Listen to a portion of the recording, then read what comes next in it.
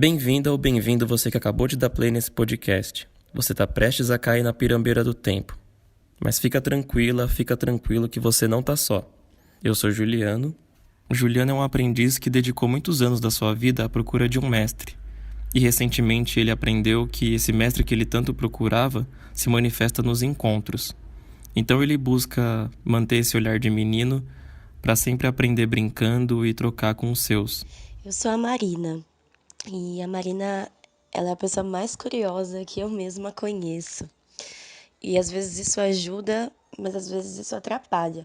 Mas eu sei que a Marina prefere ser curiosa do que ser indiferente.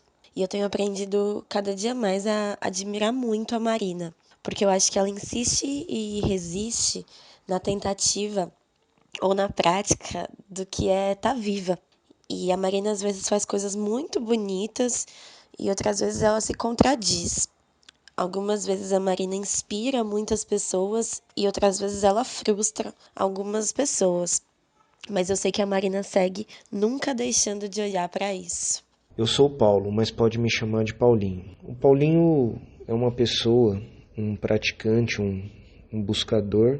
E nessa busca ele vem observando o mundo, interagindo com ele e buscando harmonização com esse mundo externo a partir da harmonização com esse mundo interno. O Paulinho ele preza muito por lealdade e busca ser leal com todos que estão à sua volta. Bom, e agora que estamos juntos, tá na hora da gente seguir essa caminhada. Na pirambeira do tempo, a gente vai dividir com você um pouco sobre a nossa visão sobre espiritualidade, sobre prática, sobre contradições, sobre questões que permeiam o fato da gente estar vivo, aqui agora no presente, experimentando essa experiência que a gente não sabe dizer exatamente o que é, nem de onde a gente veio, nem para onde a gente vai, mas a gente sabe muito bem o que a gente quer construir enquanto a gente está nela.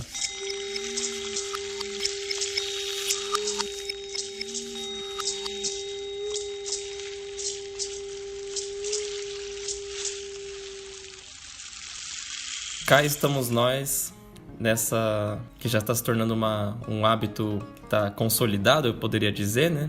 Nosso encontro aqui para conversar sobre amenidades ou coisas um pouco mais profundas. E aí, gente, como é que vocês estão? Como você tá, Paulinho? Tô... hoje eu não sei como eu tô, de verdade, assim, eu tava pensando antes de vir pra gravação, assim, como é que eu tava. Hoje eu tô meio sem saber como eu tô, assim, preciso pensar mais. E você, Marina, como que você tá?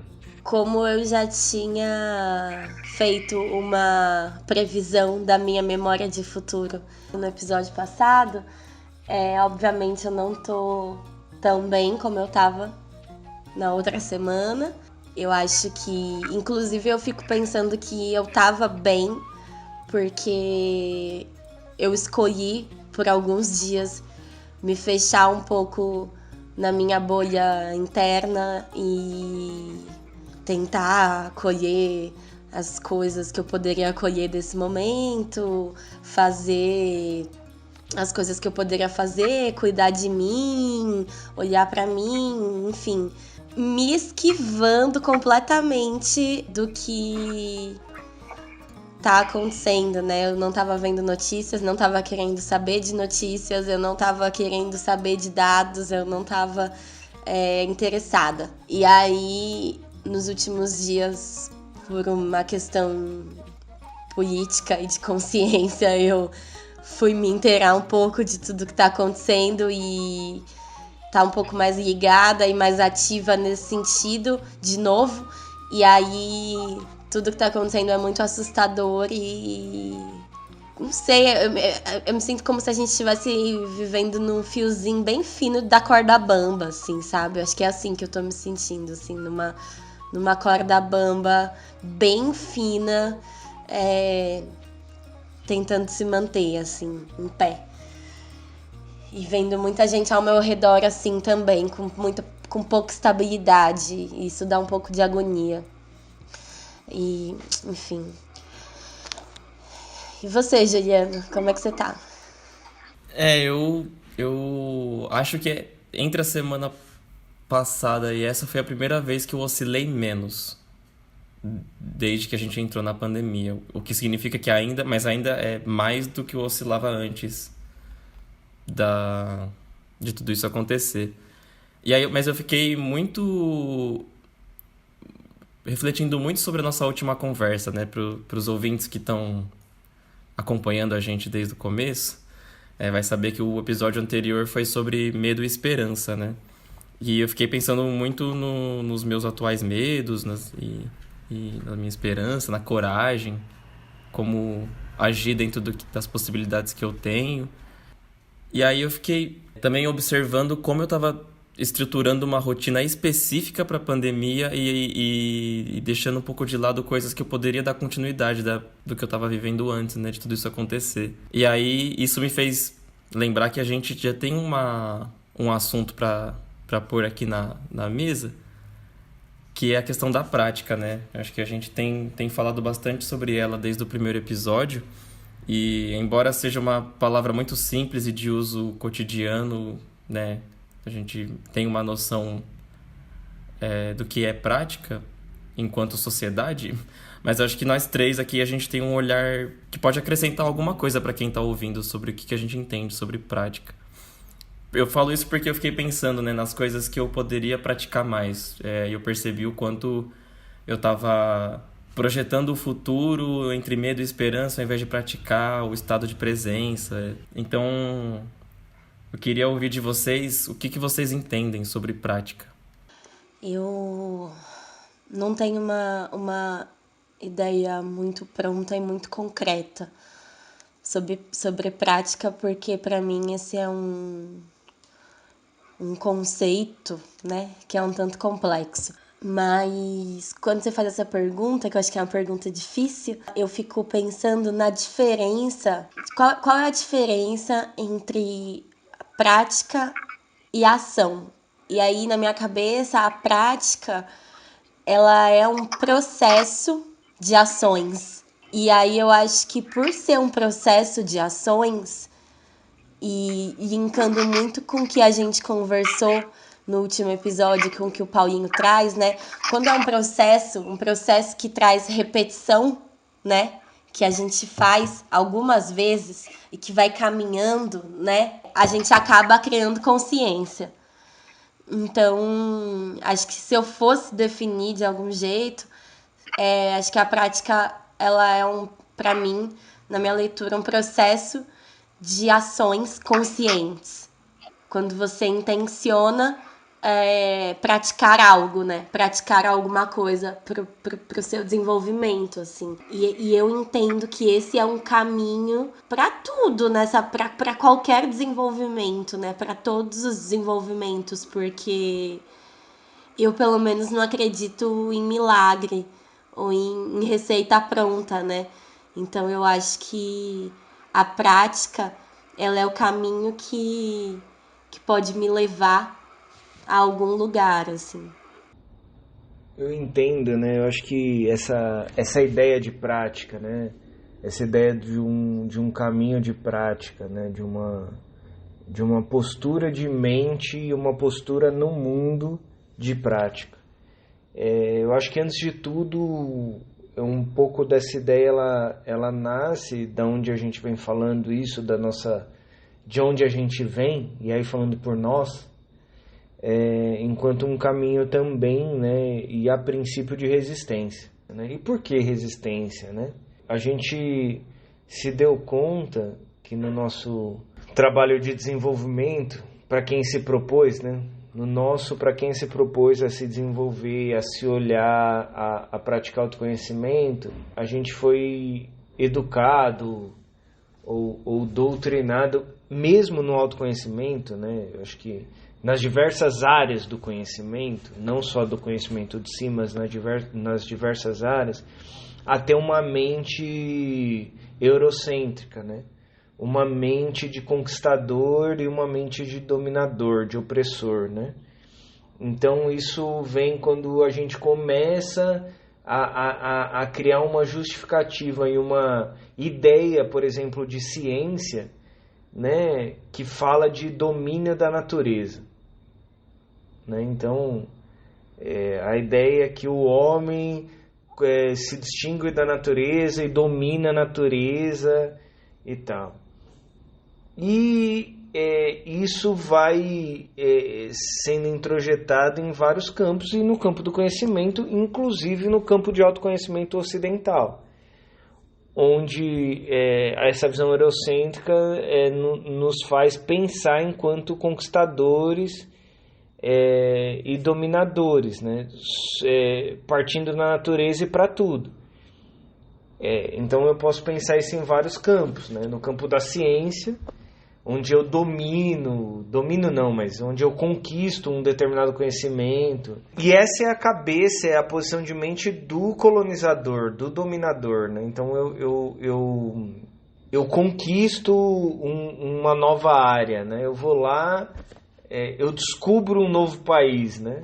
E desconsiderando que tinham outras pessoas que viviam nesse território que hoje a gente chama de Brasil, né? Ou né, as Américas, né, o continente, África, né, quando as pessoas saem, vão dominar, vão conquistar a África, né, escravizando pessoas, né.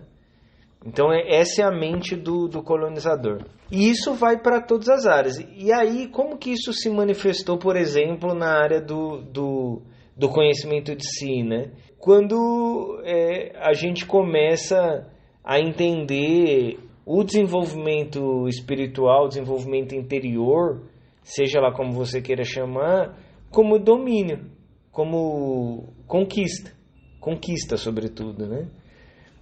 Então, eu vou conquistar a paz, eu vou conquistar a liberdade. E aí é muito interessante, né? Porque olha o papel da linguagem nisso, né?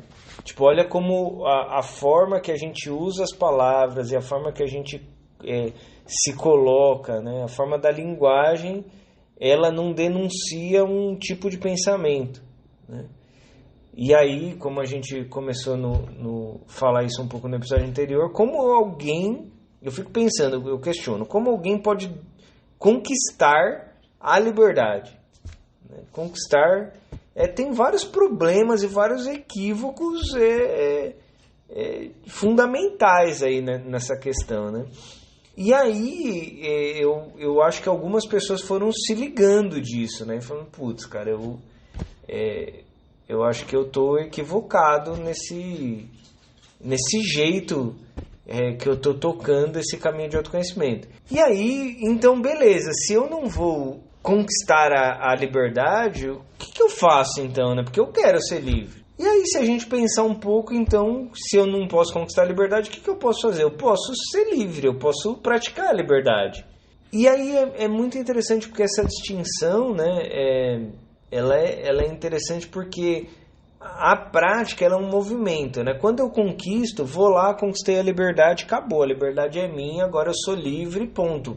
Acabou a história. Moral da história, ele conquistou a liberdade. A prática não, né? Eu estou aqui praticando a liberdade, eu exerço a liberdade, eu sou livre. Amanhã eu posso não ser, né? Então, a prática requer um debruçar constante, né? Então, dessa mesma forma, né, a gente se apropriando de conceitos aí orientais, a gente que eu digo o Ocidente, né? O que eu acho um equívoco, mas tem gente que fala, estou à procura da iluminação, né? E me iluminar. Como se fosse algo que você fosse lá, iluminasse e acabou, né? Nirvana, Buda, estamos aí, já era, resolvemos. Não, a iluminação, né? Eu não gosto muito dessa palavra, mas a iluminação é uma prática, né? Então você tem momentos iluminados.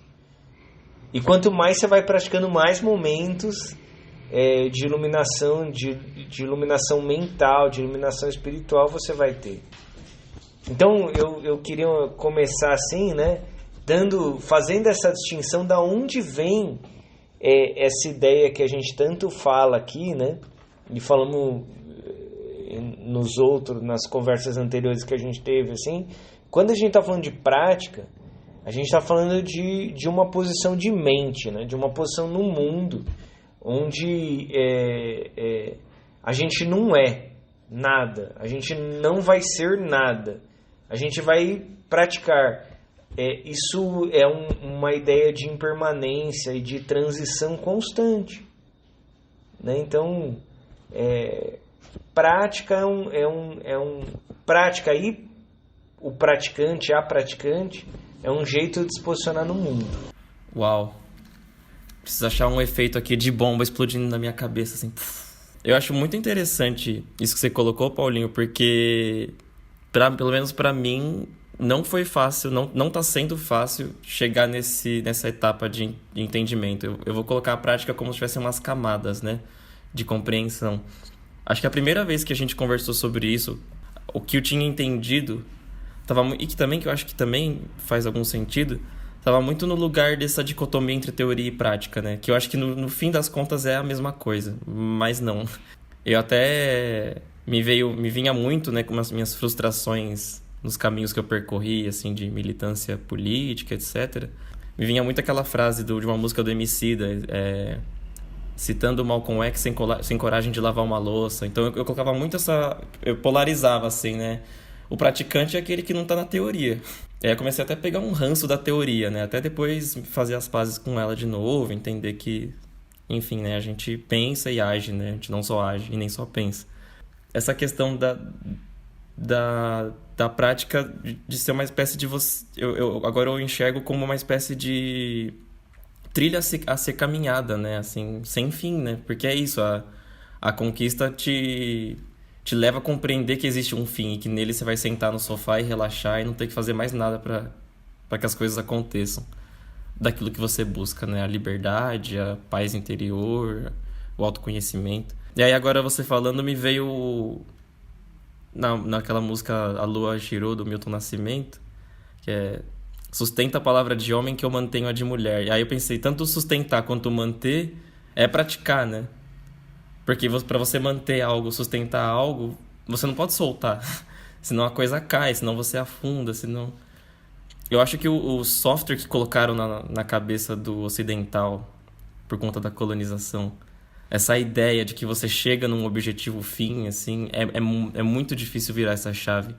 E é muito louco que quando você começa a virar, você percebe que é uma coisa muito simples de entender. E aí eu queria... Não sei se vocês quiserem receber essa provocação de... Existe alguma coisa que pode ser conquistada?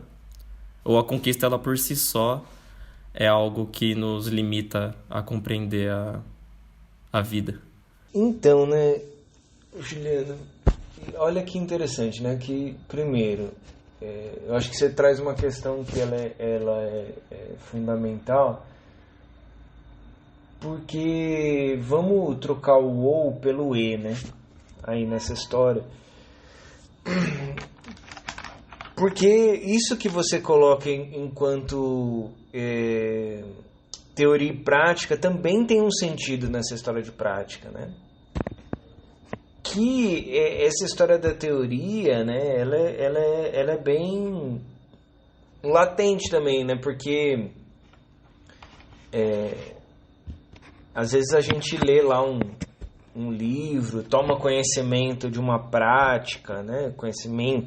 Toma conhecimento de uma prática, é diferente de que praticar, né? Tem até um ditado, né, oriental, que diz que não tem como você tomar conhecimento de uma prática e não praticar. É como se você lesse um cardápio esperando que a fome cessasse. Então a gente sabe das coisas teoricamente, né? Isso é bom, tomar conhecimento das coisas é bom. Só que aí tem um passo seguinte. E esse passo seguinte, ele diz respeito a praticar, né? Então, e aí o equívoco de um caminho de autoconhecimento, hoje eu vejo que está muito... Os maiores equívocos do caminho de autoconhecimento está muito pautado e ancorado nesse equívoco de conhecer algo, conhecer uma prática, um ensino, e não ter prática sobre ele, né? Então você pode falar muito bem sobre uma determinada coisa, um determinado assunto. Eu tenho um amigo, por exemplo, que ele estuda muito yoga, né? E ele tem consciência disso, né? Que ele pratica pouco e estuda muito. Aí ele fala, pô, isso é um conhecimento que eu tenho profundo, né? Na teoria, mas na prática aí, tipo, velho, eu, tipo, tô correndo, né? Então é isso, né? Tipo, uma coisa é você ter o conhecimento que é muito legal e pode partir daí. Só que nada, absolutamente nada substitui a prática. Desse ponto de vista do autoconhecimento. Então, eu posso fazer uma fala hiper bonita, eloquente aqui sobre a importância, os 5 passos para conquistar a liberdade e ser pleno, né? Entende? Agora, o quão eu estou praticando isso na minha vida, né? O quão eu estou praticando isso na micropolítica, né?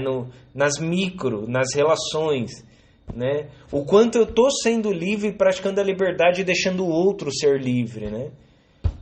O quanto eu não estou criando prisões afetivas, o quanto eu não estou criando bengalas para me sustentar, né? O quanto eu não estou aprisionando o outro, né? De diversas formas, né? Então, eu conheço gente que não seria capaz de falar 20 segundos a respeito da liberdade, mas que são livres, que praticam a liberdade, né? Então, são livres porque estão praticando a liberdade. Então é um cuidado que tem a se tomar. Tem um meme muito famoso, batido, mas aquele é incrível. Então eu sempre cito que é aquilo. Não adianta praticar yoga e não falar bom dia pro porteiro. Não adianta. O que leva a gente a uma reflexão de um equívoco, né? Que às vezes dizem assim, a mensagem é o que importa, né? O mensageiro é um detalhe. Isso é um equívoco, né? A mensagem e o mensageiro são em grande parte equivalentes, né? O mensageiro não consegue trazer uma mensagem de pesos e se ele não tiver força e compreensão sobre um pouco da mensagem. Então, o mensageiro é sempre parte da mensagem, sempre. Se existe algo que pode ser conquistado, sim, existe. Tudo pode ser conquistado, tudo. Desde que você acredite nisso, né? Desde que você queira ser um conquistador ou uma conquistadora, né? Então, depende de onde que a gente parte, né? A questão é assim, tudo pode ser conquistado. Se será é uma outra história, né? Então, e aí, quando eu me coloco no caminho de praticante, né? Eu costumo me apresentar em alguns lugares e falo, eu sou um praticante, né? E aí é muito engraçado, né? Isso não quer dizer que eu estou livre da ideia de ser o conquistador. Porque isso está me bombardeando por todos os lados a todo momento, né? A questão é que quando eu estou praticante, eu estou atento a isso, né? Só que muitas vezes quando eu me distraio, o modelo conquistador, né? O modelo de quem quer conquistar e ter poder sobre as coisas, ele surge de novo, né? Ele está ali. Então, tudo pode ser conquistado. Se será conquistado é uma outra história. Então, acho que essa distinção é importante, né?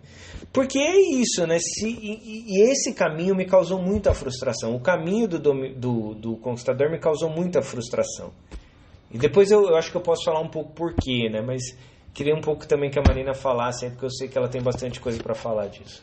No tempo você respondeu a mesma coisa que eu iria responder, assim, sobre a pergunta que o Juliano fez, porque eu acho que qualquer coisa pode ser conquistada. Mas fico pensando nos pontos de vista. Se eu sou a conquistadora, eu posso achar que eu conquistei uma coisa. Mas daí eu acho que essa coisa ela pode nunca ser conquistada de fato, assim. Porque o que é você conquistar uma coisa, né? Porque se a gente tá falando da prática, inclusive da prática da liberdade, se alguém ou algo em algum momento achar ou disser que me conquistou e eu estiver praticando a liberdade, eu nunca vou ser conquistada. Porque eu não pertenço àquilo, porque eu tô falando do meu olhar pra isso, sabe? Então, eu acho que o conquistador, a conquistadora pode achar que conquistou, mas eu não sei se uma coisa de fato é conquistável, porque eu acho que isso dependeria de algo que tivesse zero autonomia. Zero. E eu não sei se existe algum ser vivo nesse mundo com zero autonomia. Talvez coisas materiais possam ser conquistadas. Acho que eu consigo te responder isso com um pouco mais de definição. Mas também, Juliano, tem uma coisa na sua fala, assim, que eu fiquei pensando bastante. Você fez essa pergunta assim, né? Você falou, existe algo que pode ser conquistado sem impedir, né? Ou atrapalhar, alguma coisa assim, a compreensão da vida. E aí você também falou sobre a compreensão da prática. E aí, isso bateu num lugar profundo, assim, em mim, porque eu sou a rainha da análise, né? Então, em vários momentos da minha vida, assim, eu paro na análise. A análise, ela é algo que acaba em muitos momentos, ela me traz potência, em outros momentos, ela me paralisa. Eu não sei se é possível atingir um lugar pleno da compreensão da prática, sabe? Eu não sei se é possível e nem se é interessante ter a intenção de atingir esse lugar dessa compreensão, porque a prática, ela é ação, né? Ela tá além da compreensão. E aí eu acho que talvez, ao invés do termo compreensão, acho que a consciência, né? Então, eu volto nisso, assim, acho que a prática, ela é essa ação consciente. É essa ação com consciência. E aí depende do que você quer, né? Então, da tua intenção no mundo e na vida. E aí, com isso tudo que a gente estava falando, que vocês falaram e que eu penso sobre a prática e qual é esse lugar que se almeja chegar, eu acho que tem um outro conceito aqui que é importante de colocar. Para mim, a prática, ela é completamente ligada, assim, ela é inerente ao desenvolvimento. O desenvolvimento, ele é um conceito, uma noção que ele é diferente da noção de evolução. Então, a noção de evolução, ela é a escadinha, né? Ela é o que você mira ascensionar e subir, subir e subir e subir. E o desenvolvimento aí não é uma ascensão, né? O desenvolvimento aí é uma subida com uma descida e uma descida baixa e aí depois aí sobe de novo e desce, sobe e aí é um caminho com várias pirambeiras no meio dele. E eu acho que quando eu penso na prática, eu penso no desenvolvimento, né? E não na evolução. Então, a prática, ela é esse lugar que vão ter esses buracos, que vão ter as pirambeiras, que vai cair, vai voltar. E é por isso, inclusive, que é prática. Porque você não pode parar, e você tem que fazer e voltar, e fazer de outro jeito, fazer meio troncho, e vai fazer melhor, e de repente você vai desaprender e aprender de novo. E eu acho que a prática, ela é esse movimento.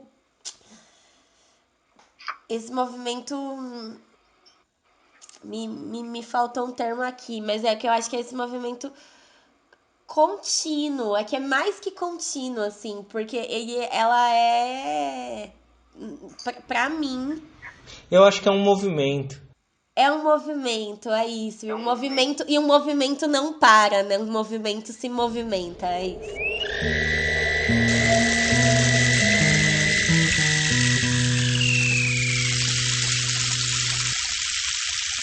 eu sou um pouco refém de metáfora, né? Então eu vou tentar trazer uma aqui pra ver se a gente tá caminhando pro mesmo lugar.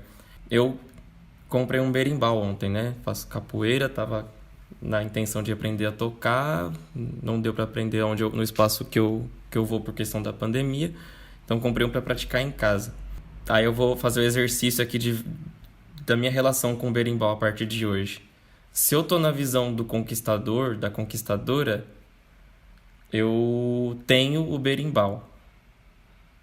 Então ele tá aqui comigo. Eu conquistei ele com o dinheiro que eu dei pra pessoa que me vendeu. A questão é que aí eu começo a entender essa visão de mundo como uma ilusão.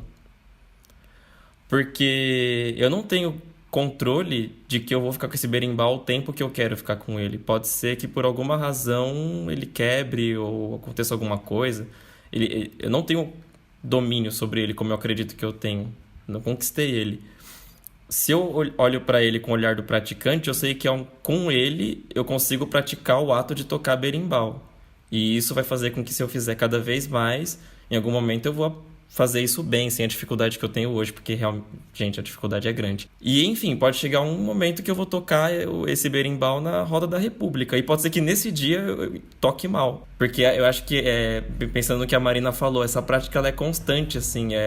Eu não vou chegar no dia que eu vou ser o melhor tocador de berimbau do Brasil e aí depois eu sento, guardo o berimbau e fico assistindo TV. Eu vou estar praticando tocar sempre e em algum momento eu vou tocar bem, outro eu vou tocar mal. É por aí, né? Que a gente tá indo. Sim. Só pra ver se eu não peguei a trilha errada aqui. Não é, ô Juliano, o legal é que você coloca essa coisa de tocar, né, na Roda da República. Não adianta você ir lá na Roda da República e tocar o berimbau de uma forma incrível, que todo mundo fique hipnotizado, se você não aparecer mais lá. Entende? Você vai ser alguém que passou lá e que tocou um dia de uma forma incrível. E ninguém vai lembrar de você se você nunca mais for lá. Entende? Não é porque você foi lá e tocou uma vez incrivelmente que você vai ser o melhor tocador de berimbau. Né? Nem sei se... Eu sei que não existe o melhor tocador de berimbau, mas dando essa metáfora, né? Então, para ser um mestre, né? Um mestre que toca berimbau, você tem que praticar esse toque, né? Praticar indo lá e sempre tocar, e um dia você vai tocar melhor, outro dia você não vai estar muito inspirado e tal. E, pegando essa metáfora, além de tocar, você vai ter que viver esse toque, né? Mesmo quando você vai ter que estar tocando na Praça da República, mesmo quando você não estiver tocando na Praça da República. Você vai ter que viver esse toque. E aí é muito interessante, né? Porque quando a gente fala do conquistador, e quando eu queria voltar na sua questão, existe algo que pode ser conquistado? E aí tudo pode ser conquistado. Depende, né? Depende de quem estiver querendo conquistar. A questão é se será conquistado. Porque você pode ir lá e ter algo, você pode chegar em algo, né? As coisas materiais são mais fáceis, né? De dar o exemplo. Mas então quando você fala assim, né? Pô, eu vou lá e conquistei um berimbau, né? Tipo, até quando, né? Isso não é para sempre, né?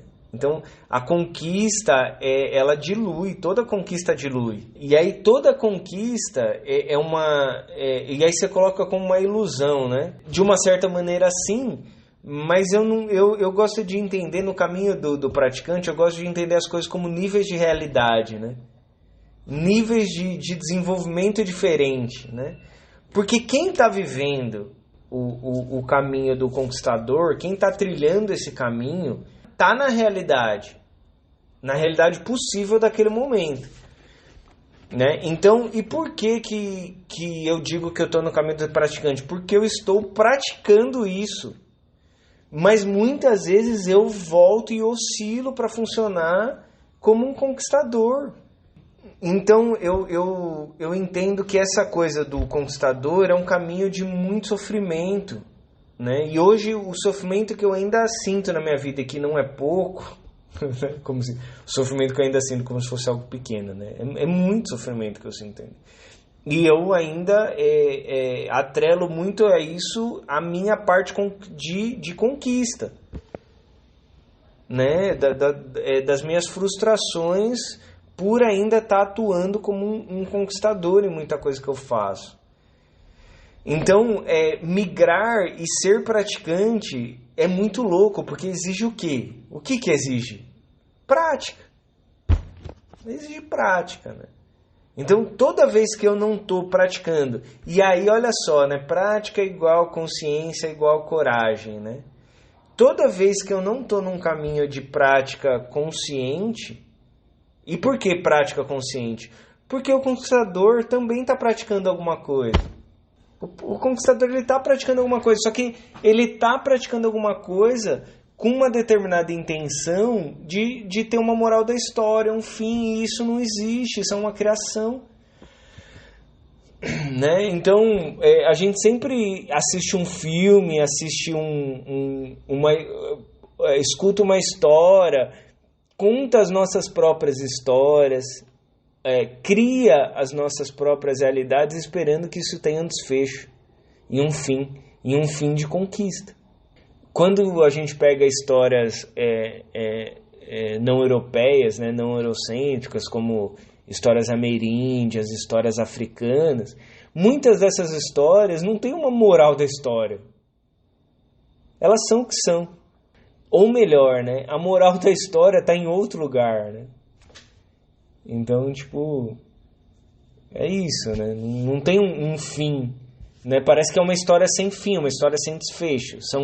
Parecem, né? São várias. História sem desfecho, né? E às vezes a gente olha aquilo e fica achando, putz, mas isso não tem sentido. Né? Por que não tem sentido, né? Porque não tem um desfecho. Um desfecho que a gente está esperando que aquilo se conclui, né? Em si mesmo. Então, o caminho do praticante, né, também é intrínseco a esse caminho do que a gente já falou também do não saber. Né? Eu quero praticar a liberdade. Né? E aí, o que é muito interessante é que isso faz... Eu estou usando muito a liberdade, mas a prática é da paz interior... É a prática da integridade, é a prática do respeito, é a prática do cuidado, né? Enfim, são essas diversas práticas. E aí, quando eu me ponho a praticar isso, eu me ponho a dar um significado para essas coisas, né? Que não é um significado usual, né? Então, assim, né? Isso me faz ter uma ideia que essas coisas... que não são coisas, né? Mas que essas ideias, né, como liberdade, isso é muita coisa. Então, o que faz o Juliano praticar liberdade, o que funciona para o Juliano como liberdade, não é a mesma coisa que satisfaz a Marina, o Paulo. Então, a liberdade é muita coisa. Vocês acham, então, que a gente poderia falar que a conquista é a mãe do apego? Quem que chamou o Juliano aqui para essa conversa? Juliano, eu acho que na conquista tem apego. Mas eu fico pensando que eu acho que o apego, a minha leitura, né? Assim, a minha compreensão, na verdade. Eu acho que o apego, ele não tem... Eu acho que o apego, ele não tem muita escolha, sabe? Eu acho que o apego, ele tá aí. E que todo mundo tem um tanto de apego. Em algum lugar, pra alguma coisa. Pra alguém, enfim. Mas... eu acho que a forma que a gente pratica esse apego é o que é o lance, assim, a forma que a gente lida com ele, sabe? Porque eu posso sentir apego pelo berimbau, né? Enfim, eu posso sentir apego pelo berimbau. E aí, o lance é como sentindo apego sabendo que eu sinto algum apego pelo berimbau, como eu vou lidar com ele? Eu vou querer que ele só seja tocado pelas minhas mãos e que ninguém mais lide com ele, sabe? Porque eu tenho muito apego por ele e ele precisa, assim, só estar na minha presença. Ou eu tenho apego por ele, eu acho que ele tem um som incrível e que outras pessoas podem ali saber como é tocar nele, sabe? Né? Como reverbera, se tiver cuidado com ele também. Se cuidar dele também, se tiver algum zelo por ele, se tiver respeito por ele, se souber tocar, né? Se tiver uma história. Então, não sei se a conquista é a mãe do apego. Não sei responder exatamente a sua metáfora, mas eu acho que tem apego na conquista. Mas eu acho que dá para tentar ter apego de outras formas, que não só de uma forma conquistadora. É isso. Juliana, eu nunca diria que a conquista é a mãe do apego. Se eu fosse usar essa metáfora, eu perguntaria se a conquista é o pai do apego. Né? E isso tem uma diferença grande aí, né? E se você me perguntasse se a conquista é o pai do apego, eu vou te responder que eu não sei se a conquista é o pai do apego ou se o apego é o pai da conquista. Eu nunca pensei por essa entrada, né? Estou pensando agora com a sua provocação, né? Mas pensando nela agora, assim, né?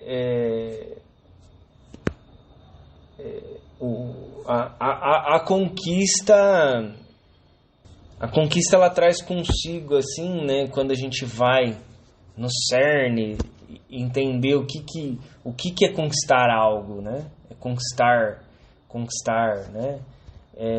Tem uma coisa aí de opressão, né?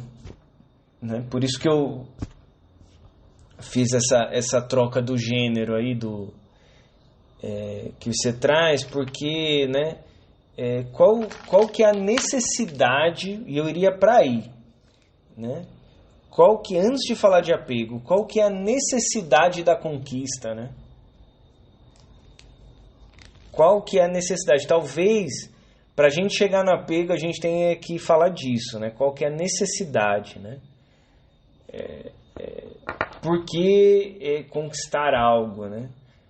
E se a gente for lá nessa mente do colonizador ainda, né? Por que expandir, né? Desse ponto de vista, né? A expansão desse ponto de vista do conquistador, né? De conquistar mais terras, de conquistar mais povos, né? O que eu mantenho com isso, né? Então,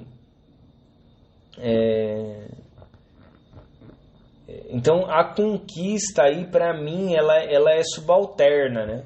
Ela tá a serviço de algo, né? Então ela não é pai de nada, é mãe de nada, muito menos. Mas a conquista tá a serviço de algo e me cheira que tá a serviço de uma necessidade.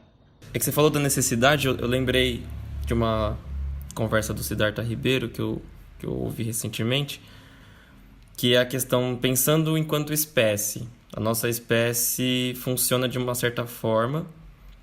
Ele classificou um bilionário como uma pessoa com problemas, com algumas questões a ser resolvidas, né? Assim, ao invés de ser um exemplo para a sociedade, é uma pessoa que você tem que, inclusive, sei lá, dar uma atenção para que ela melhore. Porque ela está funcionando de uma forma onde ela está no instinto de acumular coisas para benefício do seu bando, do seu grupo, da sua família. Só que a gente já chegou num estágio de sociedade onde a gente não precisa acumular nada. Pelo contrário, a gente já produz em abundância. A gente poderia alimentar o mundo inteiro, prejudicando muito menos a natureza do que há muitos anos atrás. E aí eu fico pensando se essa necessidade que a qual a conquista tá a serviço, se ela não tá na perversidade também em alguns casos, né? Eu digo, pensando assim, acho que a gente pode se enxergar enquanto vítima de um processo que fez a gente entender o mundo pautado na conquista, né? Na moral da história, mas também os que sustentam isso, eu fico me perguntando se eles não estão na perversidade mesmo, porque não tem necessidade de ser suprida em algumas questões, já foram supridas. Por que mais conquista? Por que essa expansão, como você estava falando, né? Então, a gente pode ampliar para aí, eu acho que é válido, mas por quê? Para ficar mais fácil de responder, né? Qual que é nosso grau de perversidade? Qual que é meu grau de perversidade quando eu funciono como um conquistador, né? Porque a ideia vem daí, né? Qual que é meu grau de perversidade quando eu tô no lugar do conquistador, né? Qual que é a minha necessidade? Qual que é meu desejo? Porque a ideia, eu acho que essa ideia é uma ideia colonizadora, né? Então, assim, conquistaram a gente. Conquistaram o nosso povo. Conquistaram a nossa subjetividade. Né? Conquistaram o nosso pensamento, a nossa mente. Né? Como você queira chamar aí. Né? A questão é que o caminho do praticante ele é o caminho do despertar. Né? E na minha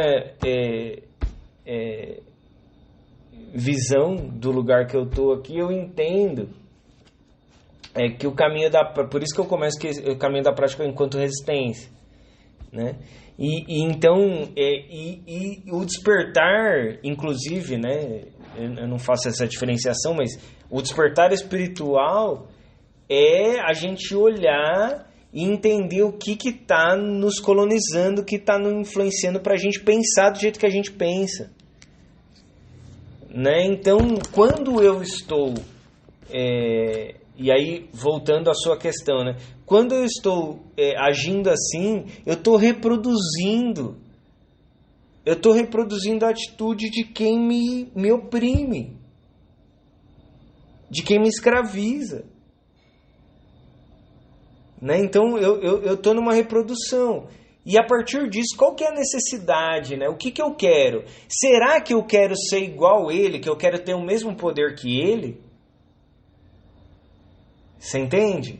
Será que esse herói, essa construção desse herói europeu que vem e descobre, será que é isso aqui atrás, ó, da minha cabeça, aqui, ó, do que algumas pessoas chamam de inconsciente?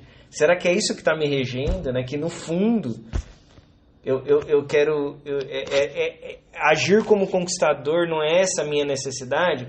E aí, como que eu lido com isso a partir da prática, né? Quais são as outras alternativas possíveis, né? Quais são os outros, né? Começando por aí, né? Quais são os outros grandes feitos que não esteja atrelada ao herói? Né? Quais as outras possibilidades de necessidade, né? Que não seja ser o que conquista, né? O protagonista. Porque assim, vamos partir de uma lógica, né? Uma lógica capital do homem de sucesso, né? E aí eu tô citando o gênero aqui propositalmente, né? Tô falando do homem de sucesso. Eu não vou relativizar e vou falar da mulher, porque aqui porque muitas vezes, dentro dessa lógica do conquistador, muitas mulheres, elas estão na cabeça delas querendo ser o homem de sucesso e não criar a ideia de uma mulher de sucesso. Então, Então, a perversidade, ela é histórica, né? É a perversidade da conquista, né? Então, E vamos então chegar nessa lógica de eu querer ser o homem de sucesso. Por mais que eu consiga, que você consiga, que a Marina conquista, nem todos conseguirão. Então, o caminho do conquistador, ele pressupõe que sempre vai ter o fudido. Sempre ao redor do conquistador existe a legião de fudidos. Né? Com o perdão da palavra aí, então, os derrotados, né? Toda conquista pressupõe o derrotado. E aí, algumas pessoas, né, que estavam nesse caminho sacaram isso e aí tentaram lidar com isso. Não, estamos falando da conquista de si mesmo. Perfeito, menos mal, né? Menos mal. Beleza. E aí na conquista de si mesmo, né? O que você está conquistando, né? Onde você quer chegar na conquista de si mesmo?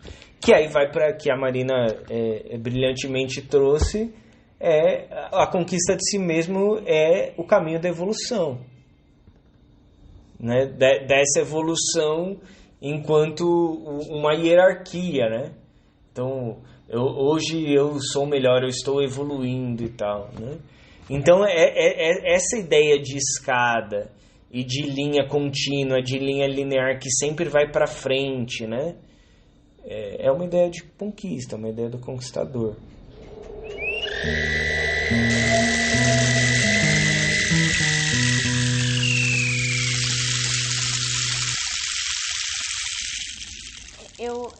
Eu quero trazer essa diferença do praticante do conquistador para mais perto ainda, assim, porque eu acho que ela é mais sutil, inclusive, do que o que a gente imagina, né? Então, por exemplo, quando as pessoas que gostam de falar de astrologia, mas que geralmente, inclusive, nem entendem muito bem de astrologia, ficam dizendo, assim, sei lá, né? Mercúrio tá retrógrado. Mercúrio retrógrado, e aí tá tudo dando errado, e nossa, tá foda porque é Mercúrio retrógrado, e a coisa tá tensa e tá difícil. E aí, na minha visão, isso é, inclusive, uma conquista, né? Acho que isso é um jeito de você conquistar para si uma narrativa, né? E aí você pega essa narrativa, você traz ela para si e você bota tudo na conta dessa narrativa. E aí, nesse sentido, né? Qual que seria o caminho do praticante, né? Então, beleza, Mercúrio tá retrógrado. Mas como é que você tá se sentindo hoje, nesse dia de Mercúrio retrógrado? Como é que tá o seu dia? O que você sentiu? O que você fez? Como é que foi pra você? E aí as pessoas... E isso é muito sutil, é muito sutil. E é só um exemplo bobo, mas assim... essa diferença... E as pessoas, inclusive, tô dizendo eu e tô dizendo nós, porque eu acho que isso é, inclusive, um estado, né? Não sei, um estado, um costume, uma coisa que é um pouco estrutural, assim, né? Enfim, porque fomos colonizados e a gente está dentro dessa lógica. E eu acho que a prática é resistência justamente porque fazer esse caminho contrário é girar contra essa roda, né? O tempo todo. Então, tudo, o quanto todas essas coisas a gente joga pra uma narrativa que é colocada e a gente não pra pensar, ou enfim, enfim, até uma coisa boba, assim, a gente tá na quarentena, né? Aí, de repente, a gente começa a jogar todos os nossos... todos os problemas da nossa vida que a gente já vinha carregando há 10 anos nas costas, assim, na pandemia, né? No vírus, no corona, né? Mas a gente exime a responsabilidade. Então, eu acho que da mesma forma que a prática é inerente ao desenvolvimento, ela também é inerente à responsabilidade. Porque se você não auto se responsabilizar pelas tuas ações diárias, pelas tuas ações de cada hora, de cada instante, de cada segundo, de cada relação que você tece e que você tem com o mundo e com você mesma, também não tem prática. Então, eu acho que é preciso se responsabilizar. E eu quero também, assim, de novo voltar no, nessa comparação com o desenvolvimento, porque enquanto vocês estavam falando, eu me lembrei que hoje uma amiga que é artista visual, ela lançou uma coleção de estampas. E essa coleção chama... É um nome que faz referência aos vagalumes, eu não me lembro exatamente, mas uma coleção bem bonita. E eu vi um vídeo dela explicar sobre essa coleção e dizer que é uma coleção que ela era um agradecimento, essa coleção era um obrigado, uma afirmação ao processo, né? E essa coleção tem 3 estampas. E cada uma dessas estampas, das 2 primeiras estampas, elas eram o início e o meio até chegar à última estampa, que era a estampa final.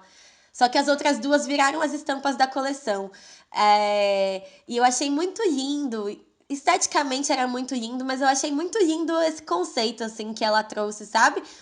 Um viva aos processos. E eu acho que a prática, ela é isso, assim. E quando eu penso no conquistador e na conquista, é como se... É uma ilusão, na verdade. É uma ilusão, brilhantemente como o Juliano disse, porque eu até escrevi essa palavra aqui, Juliano, não falei, porque, cara, você acha que conquistou uma coisa, mas as coisas são complexas, né? As coisas não se encaixam desse jeito, as coisas são vivas. Então, não tem como você conquistar algo como se algo fosse inanimado, assim, não tivesse pulsão, pelo menos as coisas vivas. Então, pra mim, a ideia de conquista, ela tá ligada a uma ilusão, porque ela tá ligada a uma ideia de coisas prontas, a uma ideia de imediatismo, a uma ideia do automático, de um jeito que a gente já sabe que as coisas não funcionam, né?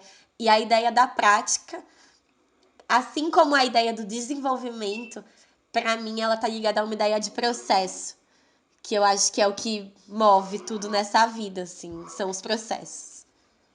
Esse lance que você falou, Marina, respondendo a questão da ilusão, me fez pensar sobre... que é essa questão do uso da palavra conquista, porque teve uma hora que o Paulinho falou da gente ser conquistado, e aí me veio essa imagem, essa questão, que é quando eu falo de conquista partindo de mim, eu enxergo como algo relacionado ao poder. Então, conquistar algo, conquistar o espaço, ter a posse de algo, né? Quando eu entendo algo me conquistando, me soa como a palavra conquista atrelada a relacionamento, essas coisas, né? Quando eu imagino eu sendo conquistado, eu não me imagino sendo, embora talvez seja, mas eu não consigo me imaginar sendo violentado, mas sim sendo iludido. E aí eu fico pensando muito em algumas, eu não conheço muito a fundo, mas eu já ouvi falar de algumas etnias de cultura oral, que tem a questão da mentira, né? Assim, que se você baseia a sua cultura através da oralidade, você, eu não sei, eu posso estar falando alguma bobagem aqui, mas você se pauta pela verdade, você se pauta por aquilo que você vê, enxerga e sente, né? Você não usa as palavras para manipular.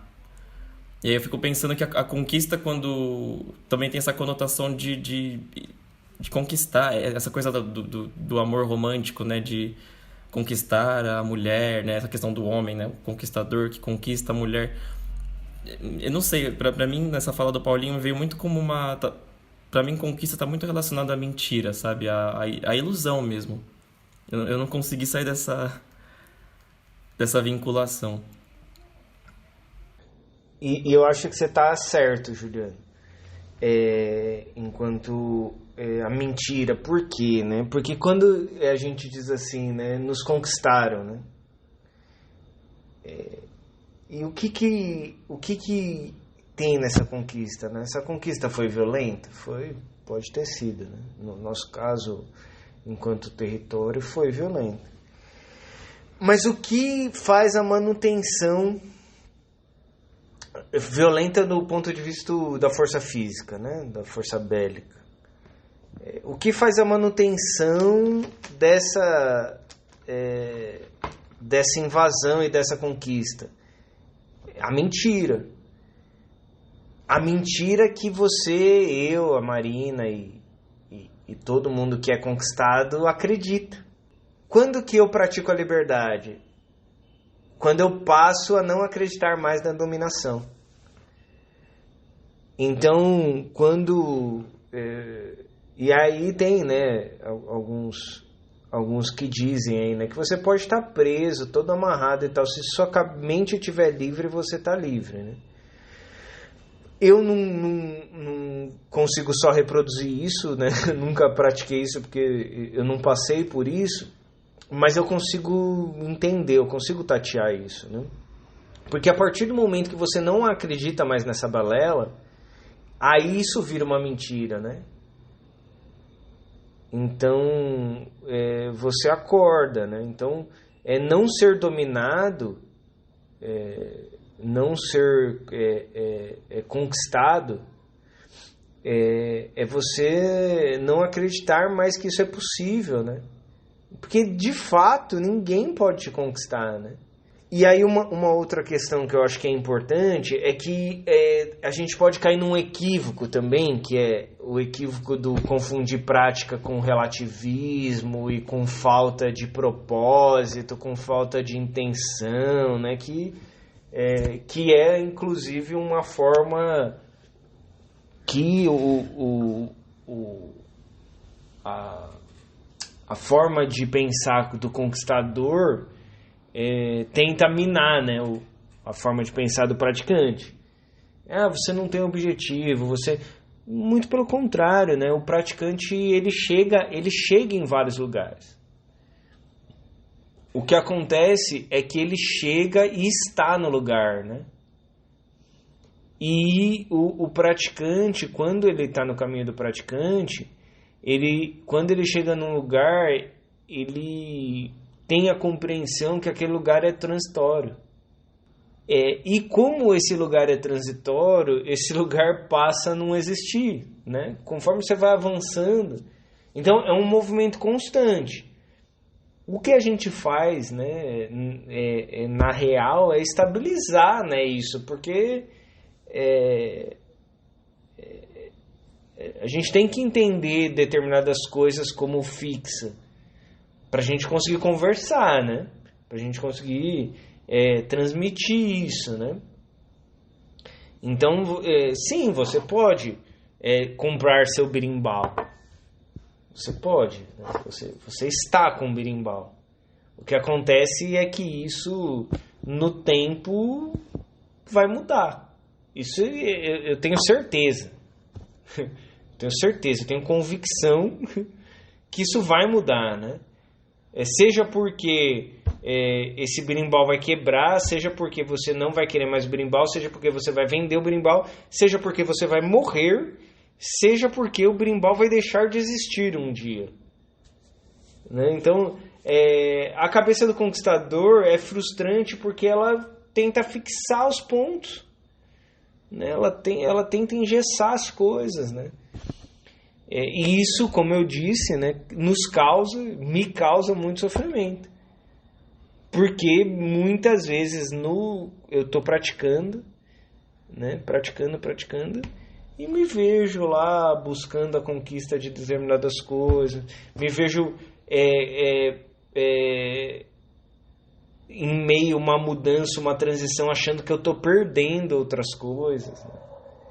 Então é um caminho que me faz sofrer muito, esse caminho do conquistador, né? Eu não estou chamando ele de caminho, né? Mas não é um caminho, né? Mas essa atitude de conquistador, né? Porque esse não é mais meu caminho. O caminho que eu trilho é o caminho do praticante. O que acontece é que eu ainda não estou totalmente emancipado. E nem sei se isso é possível, né? Estar totalmente emancipado. Eu tô aqui sendo um pouco fazendo papel de ser guardiã da coisa do desenvolvimento, mas eu só queria voltar para isso um pouquinho rapidinho de novo para dizer que acho que inclusive o papel do praticante, ele inclui, enfim, considerando o conceito de desenvolvimento, é importante que se ter consciência que o papel do praticante, ele inclui, tá dentro do pacote, você saber que em vários momentos, você também vai estar tendo e exercendo um papel de conquistador, né? Eu acho que é importante não esquecer disso para que isso não vire um ponto cego.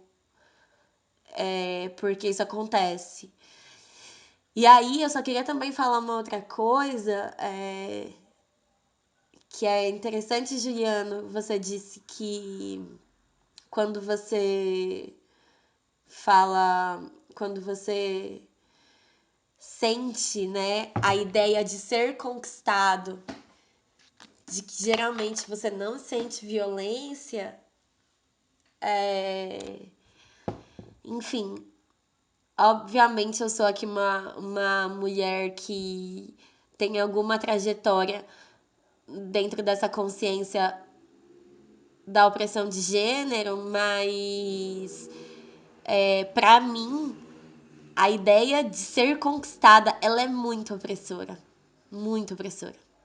Muito opressora. Vou contar aqui, inclusive, que uma vez um cara que eu não conheço, na internet, me mandou uma mensagem falando assim: qual é a fórmula pra te conquistar?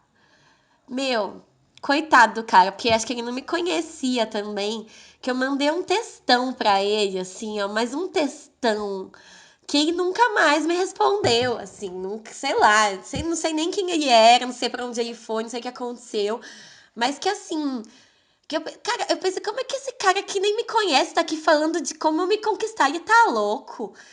E essa ideia, a sensação dessa ideia, pra mim, ela é bem opressora, um tanto violenta, assim. Ela é uma, sabe? Tô aqui fazendo, né, gesticulando, mas não dá pra vocês verem porque, enfim, porque não tem uma imagem, mas é como se uma coisa grande, muito maior que eu, ela me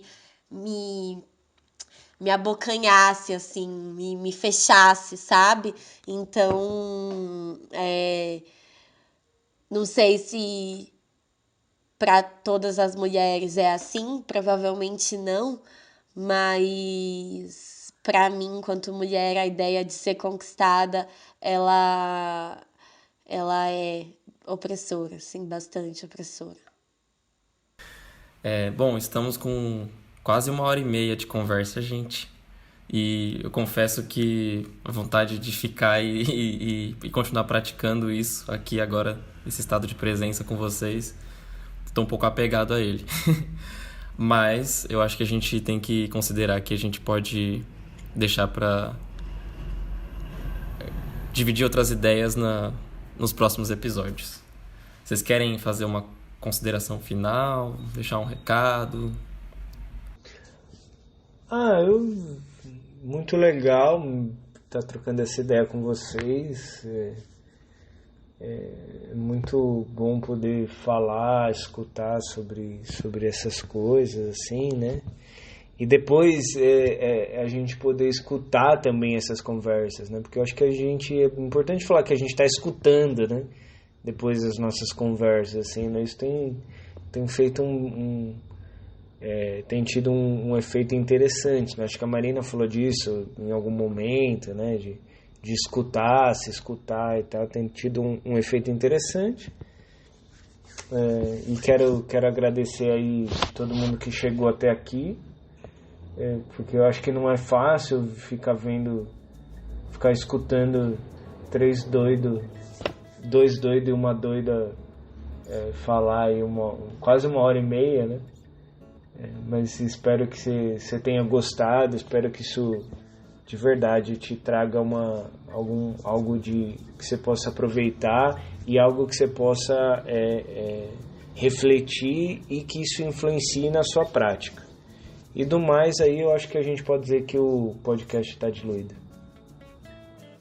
Eu quero convidar as pessoas que estão ouvindo aqui até agora a experimentar esse estado de praticante, né? A experimentar novas formas de se relacionar com o mundo, com as pessoas, com si mesmo, uma forma de não domesticar as coisas e os outros, de não colonizar as coisas e os outros, de tentar ouvir as pessoas com que elas trazem e lidar com isso, né? E dizer que esse não é um caminho reto, dizer que a gente não tá aqui ascensionado nesse caminho, a gente tá aqui na pirambeira também, caindo, subindo, e convidar as pessoas que estiverem dispostas a trilhar esse caminho também, assim, porque eu acho que isso traz um tanto de importância para esse mundo que a gente tá dizendo que a gente quer que mude e quer construir. Também quero agradecer nossos ouvintes por ter chegado até aqui. Se você ouviu de uma vez, se você ouviu picadinho, o importante é que a gente conseguiu trocar essa ideia e espero que tenha causado alguma reflexão, como a Marina também sempre diz e disse, né? Não estamos buscando conclusões, então não esgotamos por aqui esse assunto, a gente só está encerrando aqui esse episódio.